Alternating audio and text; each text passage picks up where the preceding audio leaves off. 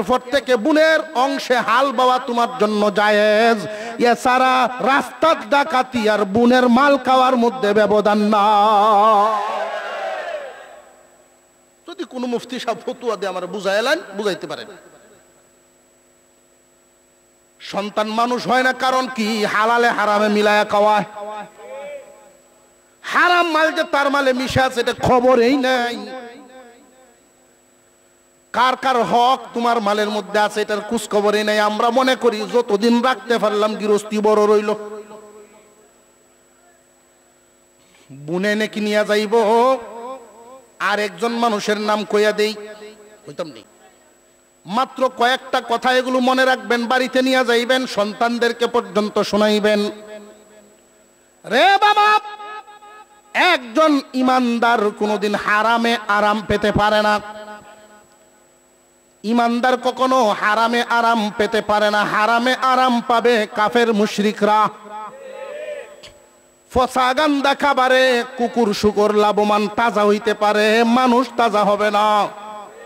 ঠিক তেমনি হারাম খাবারে ইমানদারদের উন্নতি হবে না, কাফেরদের হবে। হারামে ইমানদারের আরাম নাই। পিতা হিসেবে সন্তানকে ওইটা বুঝাইবেন।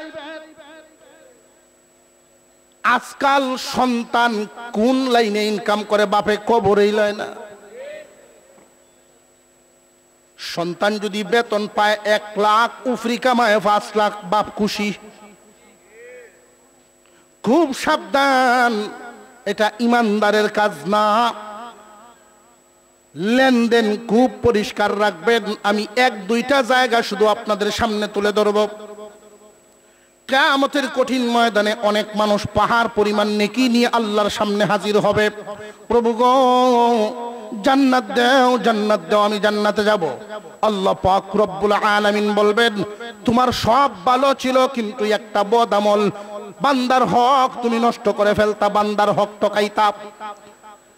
তোমার বিরুদ্ধে অনেক মামলা জমা হয়েছে, এই মামলার নিষ্পত্তি হওয়ার আগ পর্যন্ত কদম বাড়াইতে পারবে না। দুনিয়ার জমিন থেকে অনেক মানুষ মনের জ্বালা নিয়ে কবরে যায়। অনেক মানুষ মনের জ্বালা নিয়ে কবরে যায়। আপনার অসুবিধা হইতেছে না তো? এই দুনিয়ার জমিনে সঠিক বিচার সে পায় নাই। গরিব মানুষের জায়গা ধনী মানুষে দখল করে নেয়। মেইন রোডের সাথে জায়গা মালিক হইল গরিব মানুষ। প্রথমে কিনার চেষ্টা করে, যেহেতু কিনতে পারে না, নকল কাগজপত্র ধনী বেটায় বানাইছে। দখল করে বসছে, লাঠিও আছে, পয়সাও আছে, গরিবের তো কিচ্ছু নাই। এলাকার যত গণ্যমান্য আছে এদেরকে নিয়ে সালিশ ডাকছে। অমুক বারে সালিশ।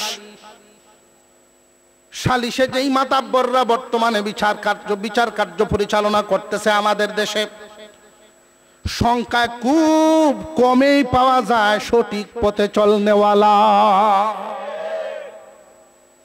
যেই দিন সালিশ, এর আগের দিন রাত্রে প্রত্যেক মাতাব্বরের বাড়িতে, প্রত্যেক সর্দারের বাড়িতে এক একটা কাম পাঠাইছে ধনী মানুষে। কামের ভিতরে তাবিজ ভরা, বুঝাইতেছে, যেই তাবিজের অ্যাকশন সরাসরি।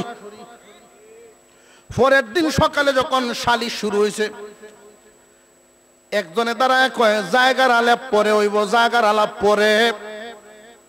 সলিমুদ্দিন হুদ কলিমুদ্দি এমন একজন সম্মানী মানুষের বিরুদ্ধে সালিশ কেন ডাকলো এই বিচারক আগে?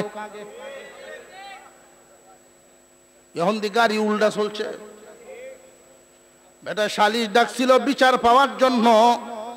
অবশেষে সিদ্ধান্ত এমন হইছে, এই এলাকায় বসবাস করতে পারবে না বাড়ি ছাড়া। শহরে গিয়া বাসা ভাড়া লইছে। শহরে বাসা ভাড়া লইয়া কোর্টে মামলা দিছে। দেখি জজের কাছে বিচার পাই কিনা, আইনের আশ্রয় নিছে। জজ সাহেব তো আসল নকল চিনবে, কোনটা আসল কাগজ কোনটা নকল কাগজ। এই খবর পায়া নকল উঠাইয়া বড় নেতা দিয়া ফোন দেওয়াইছে। ধনী মানুষটা রাগ দেখাইছে নেতার সামনে গিয়া জীবন কাটাইছি দল করিয়া, এখন অমুখের ভূতে অমুখে আমার জেল খাটাইব বুঝি। বড় নেতায় ফোন দিছে, জজ সাহেব আপনি কি সিলেট থাকবেন না বাঁকবেন? এখন তো জজ সাহেব নিজের জানতো বাসাইতো। কি করতে হবে বলেন স্যার? যে করবেন, এই নামে একটা মামলা আসবে আপনার টেবিলে, মামলাটা পড়বেন, পরে রায় দিবেন। আগে মামলা পড়বেন, পরে রায় দেবেন। সঠিক হইব না বেঠিক? এই যে রায় হয়ে গেল, এই রকম অনেক মামলা বাংলাদেশে জজের টেবিলে পড়া হয়, পরে রায় হয় আগে।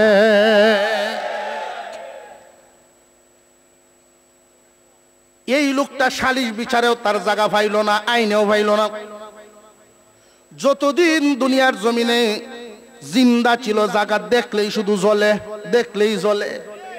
এই জ্বালা লইয়া কবরে গেছে। আল্লাহ বলেন হাসরের ময়দান কায়েম হবে মাজলুমের জ্বালা দূর করার জন্য। বলে আল্লাহ কিন্তু জানেন কে জান্নাতি কে জাহান্নামী। আমরা এখানে কারা কোন জায়গায় কি হালতে যাব আল্লাহর জানা আছে না নাই? 50,000 বছর সম পরিমাণ সময় নিয়ে হাসরের মাঠ কায়েম করার দরকার ছিল না। সুজা ঘোষণা দিলেই পারতেন, অমুক জান্নাতে যাও, অমুক জাহান্নামে যাও। ওই ঘোষণা কারণ দিলেন না। 50,000 সময় পরিমাণ নিয়া সামনাসামনি করবেন। মাজলুম রে, দুনিয়ার জমিনে যারা তোমারে জ্বালাইছিল, এখন তোমার সামনে বিচার করলে তোমার অন্তর শান্তি হইব। আল্লাহ পাক রব্বুল আলামিন কিয়ামতের দিন কিছু বান্দাকে বলবেন, পাহাড় পরিমাণ নেকি লইয়া আইছো, হজের সওয়াব, যাকাতের সওয়াব, নামাজের সওয়াব, মসজিদের সভাপতি এই সওয়াব, অনেক ধরনের সওয়াব লইয়া গিয়ে হাজির হইব। আগের কাতারের মুসল্লি আছেন এই বান্দা, কিন্তু একটা দোষ, বান্দার হক ঠকাইতো। এক দোষেই আটকায়া দিব, দোষে দোষে কিন্তু বেশ কম আছে। এই দোষ এমন দোষ তোমারে মিসকিন বানাইয়া ছাড়ব। এটা এমন এক দোষ, দুনিয়ার জমিনে একজন মানুষ মনে করে ঠকাইলেই মনে হয় জিতছি। ঠকাইলে জিতা যায় না, বরং ঠকা লাগে। এমন ঠকা ঠকবেন, মিসকিন হইয়া ছাড়বেন, মিসকিন হইবেন। আল্লাহ পাক রব্বুল আলামিন বলবেন তোমার বিরুদ্ধে মামলা আছে। কিসের মামলা? যে বান্দার হক ঠকানোর মামলা। 1 নাম্বার মামলা, আমি 2-1টা শব্দ শুধু বলবো। মুঠামুঠি ভাবে আপনারা তো বুঝেই ফেলছেন বান্দার হক কারে কয়। 1-2টা আমি এজন্য বলবো যেটারে মানুষ আমলে নেয় না, এইটা বলতেছি। আপন বোন ভাইয়ের বিরুদ্ধে মামলা দিবে আল্লাহর দরবারে, আপন বইনে ভাইয়ের বিরুদ্ধে মামলা দিব। আল্লাহ, একই বাপের সন্তান আসলাম, 2 ভাই বোন। 30 কের জায়গা ছিল আব্বার, আব্বা মরার পরে হিস্সা অনুযায়ী আমি ভাই 10 কের, ভাইয়ে ভাই 20 কের। আমার ভাই জুলুম করেছেন, আমার 10 কের দেন নাই, আমার 10 কের দেন নাই। দেয় অনেক চেষ্টার পরে 3 কের, তাও বিলো। জোরে কর। সমাজে এগুলো ঘটেনি না? ঘটে না? যদি বাঁচবার চান ইমানদার, সত্যিকারের ইমানদারের কাজ হবে কি? অনেক মানুষ হাজি সাহেব মানুষ, হাজি সাহেবরে জিজ্ঞাসা করা হয়েছে আপনার বোনের হক দিছেন নি? বুড়াদি হয়ে গেছেন, বোনের ওয়ারিশ দিছেন, কয় আমার টেন চাইছে না এই পর্যন্ত। বুনে যে চায় না, অনেক কারণ থাকে। বুনে 1 নাম্বার কারণ, বুনে ভয় পায় তুমি বাইকি গুছাও কিনা। কারণ তুমি ভাইরে যে আদর করে বুনে, তুমি তার বাড়িতে গেলে পাগল হয়ে যায়, কি খাওয়াইবো না খাওয়াইবো। তুমি বাইরে, তোমার বোন ভয় পায় তুমি যদি গুছাও। যেই বাড়িতে জীবন কাটানোর কথা, যেই বাড়িতে তুমি জীবন কাটাইতেছো, এই বাড়িতে তোমার বোন বড় হইছে, এইখান থেকে বিয়ে দিয়ে স্বামীর বাড়িতে দিল। যদিও স্বামীর বাড়িতে সংসার করে, মাঝে মাঝে তার মন তোমার বাড়িতেই চলে আসে। এই উঠান বলতে পারে না, পুকুর পার বলতে পারে না, বাড়ির রাস্তাঘাট ঘর এগুলো বলতে পারে না একজন নারী। যদি ওয়ারিসটা চায় আমার ভাই রাগ হয়ে আমার সাথে সম্পর্কই ছিন্ন করে ফেলবে, এই মায়া চায় না ডরায়া। তুমি ইমানদার ভাই হিসাবে বাবার ইন্তেকালের পরেই তোমার উচিত হলো বোনের বাড়িতে যাইবা। বোন রে, তোমার হক তুমি বুঝিয়া লও, আমারটা আমি বুঝিয়া নেই। বোনে যদি বোনের হক গ্রহণ করে তুমি বাঁচলা, তোমার আর কোনো জিম্মাদারি রইল না, তুমি বাচ্চা গেলা। বোনে যদি এই সময় না নেন, খুশি হইয়া যদি বলেন যে ভাইজান এখন দরকার নেই, লাগলে নিমু এখন আপনি করিয়া খান, এরপর থেকে বোনের অংশে হাল বাওয়া তোমার জন্য জায়েজ। এছাড়া রাস্তার ডাকাতি আর বোনের মাল খাওয়ার মধ্যে ব্যবধান না। যদি কোনো মুফতি সাহেব ফতুয়া দিয়ে আমার বুঝাইলেন, বুঝাইতে পারেন। সন্তান মানুষ হয় না কারণ কি? হালালে হারামে মিলায়া খাওয়ায়। হারাম মাল যে তার মালে মিশা আছে এটা খবরই নাই। কার কার হক তোমার মালের মধ্যে আছে এটার খোঁজ খবরই নাই। আমরা মনে করি যতদিন রাখতে পারলাম গৃহস্থী বড় রইল। বুনে নাকি নিয়ে যাইব, আর একজন মানুষের নাম কইয়া দেই, হইতাম নেই বাড়ির জ্ঞানী আবার খাদ্য লাগুন লাগতেন না তো। বিবি সাহেব স্বামীর বিরুদ্ধে মামলা দিব আল্লাহর কাছে। বিবি স্বামীর বিরুদ্ধে মামলা দিবে, আল্লাহ আমারটা টিকেই নিছে কিন্তু আমার ভাওনা দেয় নাই। দেন মোহর অনেক মানুষ আদায় না করেই বিদায়।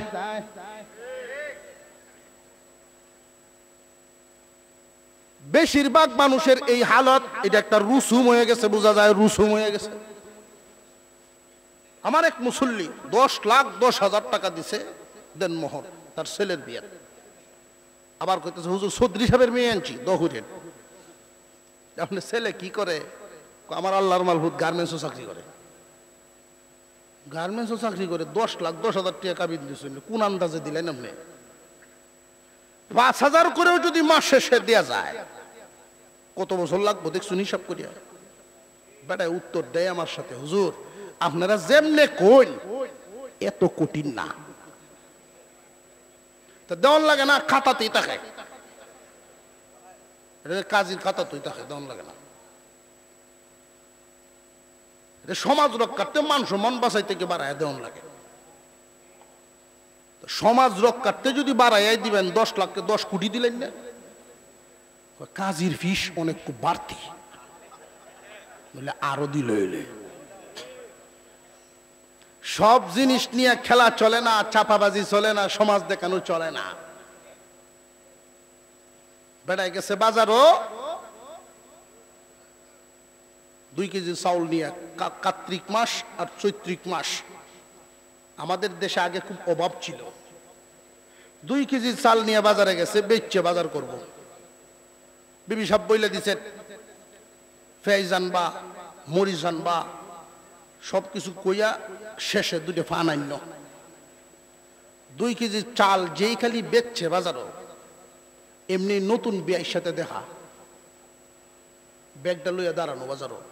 বিয়াই আপনি কি কিনা লাগিয়ে গেছি গিয়া চাউল মলো অভাবের সময়, আরে কোন কি তা কিনা লাগিয়ে আসছে? আপনার ব্যয় কি ছোট কি রস নাকি কিনা লাগবো? আমি 2 মণ চাউল আনছিলাম বাজারও। ওরে বাবা 2 মণ? হ্যাঁ আরো মন 6 বেসন যাব। আচ্ছা তা তো বালা, আপনি বালা গিরস বড় গিরস? হ্যাঁ 2 মণ আনছিলাম। এটা কি সত্য না ব্যয়ের সাথে চাপা মারছে? এমনি যে খাজনা লয় ইজারাদার, আপনারা কি কর? খাজনা তুলে বাজারের, জমা তুলে, যে জমাওয়ালায় দেখছে শুনিয়া, ভাই সাহেব আপনি 2 মণ চাউল বেচলেন, আমার পয়সাটা দিলেন না। এখন একবার দেখে বিআইরে, একবার দেখে এই জমাওয়ালারে, জাগা মতো ওরা কইলছে না। এখানে কয়টা পয়সা দিয়ে বাজার আর সব দিনই তো হচ্ছে না, ভান নিছে না বাড়ি। বিবি সব কই ফান খাওয়ান লাগতো না, আমার এক সাফা মারায় সব গেছে।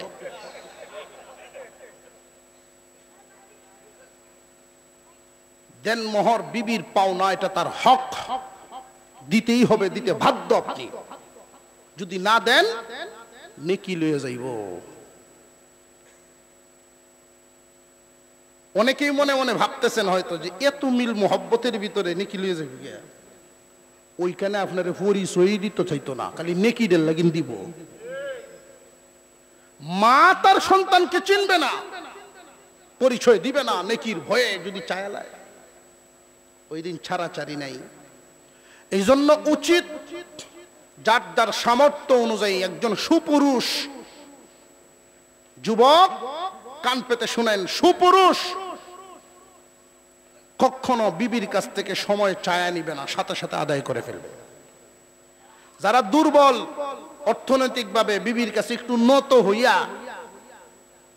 প্রথম রাত্রিতেই নত হইয়া সময় চায়া নেওয়া, যে আমি এই পর্যন্ত নগদ দিলাম, বাকিটার জন্য আমার সময় দেওয়া হোক। বিবি যদি বলেন যে না আদায় করে পরে খাট উঠবা, আদায় করে উঠন লাগবো, এটাই মাসালা। বিবি যদি সময় দেন, দয়া করে সময় পাইলেন, সময় ভায়া যদি হদলার বাপ হয়ে যায় পরে আর মনে তো হয় না। বিবিও নেকি নিয়ে যাবে, বুনে নিল, বিবিয়ে নিল, এইভাবে নিতে নিতে এক সময় তার নেকির বোঝা একটাও আর থাকবে না, মিসকিন হইব। পাঁচটা নীতি: ঈমান, ইবাদত, মুআমালা, মুআশারা, আখলাক। লেনদেন ঠিক করবেন, আচার আচরণ ঠিক করবেন। লেনদেন আর আচার আচরণ। একজন মানুষ যেই সমাজে বসবাস করে, হামরকুনার একজন মানুষ যদি চিকিৎসার জন্য ঢাকায় নেওয়া হয়, ওইখানে যদি মারা যায়, মারা যাইতে পারে, সমস্যা নাই। মহান আল্লাহ পাক রব্বুল আলামিন একজন ফেরেশতা পাঠাইবেন হামরকুনা, ঢাকা পাঠাইতেন না। যেইখানে বসবাস করে গেছে তার প্রতিবেশীরা থাকে, ওইখানে আল্লাহ ফেরেশতা পাঠাইবেন। ওই ফেরেশতা মানুষের কাছে কাছে গিয়া তত্ত্ব নেই, মানুষটি তার ব্যাপারে কি আলোচনা করে। বেশিরভাগ মানুষ যদি তার ব্যাপারে ভোট দেয় যে না, লোকটা বড় ভালো মানুষ ছিল, তার আচার আচরণে এলাকাবাসী সন্তুষ্ট, আপনার আচরণে, আপনার কথাবার্তায় মানুষ খুশি, ওই ফেরেশতা খবর নিয়ে যায়, আল্লাহ দুনিয়ার অমুকের সন্তান অমুক দুনিয়া থেকে বিদায় হয়ে গেছেন, তার আশপাশের মানুষ তার প্রতি সন্তুষ্ট, বেশিরভাগ মানুষ তারে ভালো বলছে, ভালো।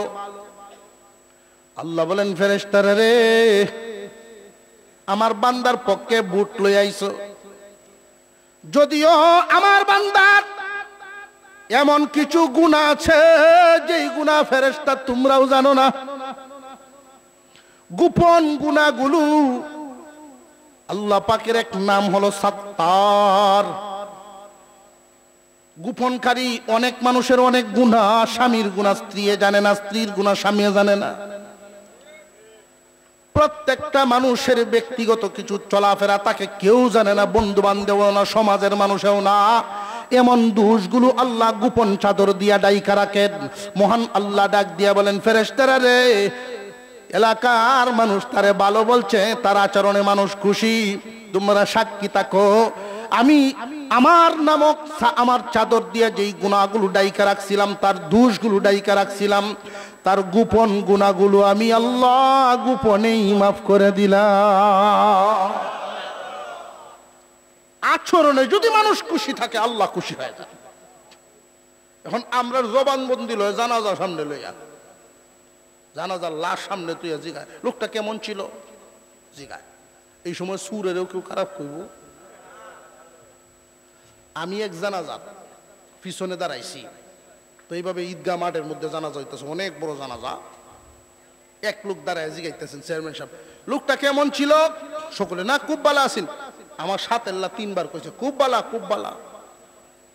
আমি জিগাইছি উনি কি করতো ভাই? হুজুর আমি চিনি না। ওটা চিনেই না। এই বুটের কোনো দাম আছে? একজন মানুষ আর একজনের ব্যাপারে ভোট দিবে তখন তার ভোট গ্রহণযোগ্য হবে, ভালো বা মন্দ বলবে তখনই। দুই পদ্ধতি। মানুষ চিনা জানার ব্যাপারে দুইটা অবস্থা, একটা হলো দীর্ঘদিন চলার মাধ্যমে, দীর্ঘদিন তার সাথে চলতে পারলে, উঠা বসা করলে বোঝা যায় লোকটা ভালো না মন্দ। দুই নাম্বার, অতি তাড়াতাড়ি যার ব্যাপারে আপনি সিদ্ধান্ত নেবেন ভালো না মন্দ, লেনদেনের মাধ্যমে। আমার মাথাত ফাগরি আডার ওয়াত, লেনদেনে কাঁচা গন্ডগোল। ট্যাঙ্কি বড় পানি আছে, টেপ খোলা, অটোমেটিক যেতে থাকবো। কথা বুঝে আসতেছে আপনাদের? আল্লাহ পাক রব্বুল আলামিন যেন আমাদেরকে কবুল করেন, বলুন আমিন। আপনাদেরকে আজকে আল্লাহ পাক যেখানে আনছেন, আমরা সকলে আসছি কোরআনের মজলিস, মাদ্রাসার মাহফিলে, মাদ্রাসার মাঠে। আমাদের পীর বুজুর্গ ওলামায়ে কেরাম সারা জিন্দেগি এই বয়ান শোনায় গেছেন মানুষকে, এই বয়ানেই শুনাইছেন। ও মানুষ, আলেম যদি হইতে নাও পারো, সারা জিন্দেগি বড় আলেমদের সামনে নিজের ছাত্রর মতো রাখবা। ছাত্র আর উস্তাদের একটা চলাফেরা আছে না? একজন আলেমের সামনে বয়স তোমার বেশি হইলেও নিজের ছাত্রের মতো রাখবা। 3 নাম্বার, আলেমদের কাজে সহযোগী হইবা। 4 নাম্বার, এদেরকে মোহব্বত করনেওয়ালা হইবা। এই 4-এর বাইরে যাও না, ধ্বংস হইবা। আল্লামা হুসাইন আহমদ মাদানী রহমাতুল্লাহি আলাইহি বানিয়াচং আসছেন এক সময়, হবিগঞ্জ জেলার বানিয়াচংয়ে। ওই সময় মাদ্রাসা ভিত্তিপ্রস্তর হবে হুজুরের হাতে। হুজুর করলেন কি, আমি মুসাফির মানুষ, কি দিব? মাদ্রাসার ভিত্তিপ্রস্তর হইতেছে, আমি কি দিব? হুজুরের মাথার টুপি খান দিলছেন। মাথায় যে টুপিটা ছিল উনার পাগড়ির নিচ থেকে বের করে টুপিটা দিয়ে দিচ্ছেন।